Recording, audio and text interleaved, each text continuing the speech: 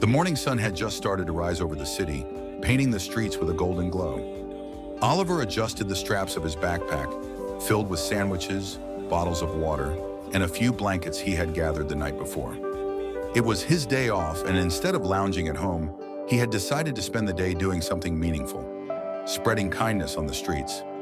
As he walked toward the park, he spotted an elderly man sitting on a bench, clutching a small tattered bag. The man's weathered face told a story of years spent braving harsh winds and colder nights.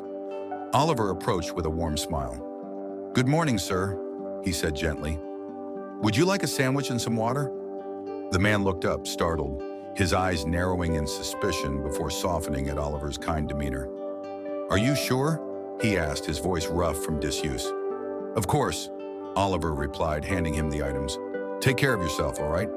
The man nodded, his hands trembling slightly as he accepted the food. "Thank you," he whispered.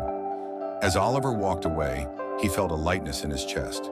It wasn't much, but it was something. Further down the street, Oliver came across a young woman sitting cross-legged on the sidewalk. A cardboard sign in front of her read, "Anything helps." God bless a scruffy dog lay curled up beside her. "Hey there," Oliver said, crouching down to her level. "This is for you." He handed her a blanket and a small bag of snacks. Her face lit up.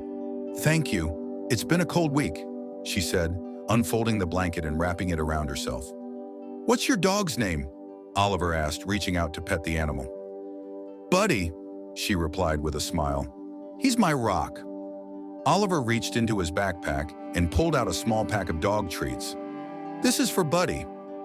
The woman laughed, tears glistening in her eyes. "You're a good person," she said, her voice trembling. Oliver shook his head. "Just trying to help. Take care of yourself. And Buddy." As the day went on, Oliver's mission of kindness took him to bus stops, alleyways, and underpasses. He handed out warm socks, shared a conversation with a man who hadn't spoken to anyone in days, and even bought a cup of coffee for a street musician whose melodies brought life to the otherwise dreary streets. Each interaction, no matter how small, seemed to leave a trail of smiles behind. But it wasn't until late afternoon that Oliver truly understood the power of what he was doing. He was walking down a quieter street when he saw a group of teenagers standing in a circle, laughing loudly.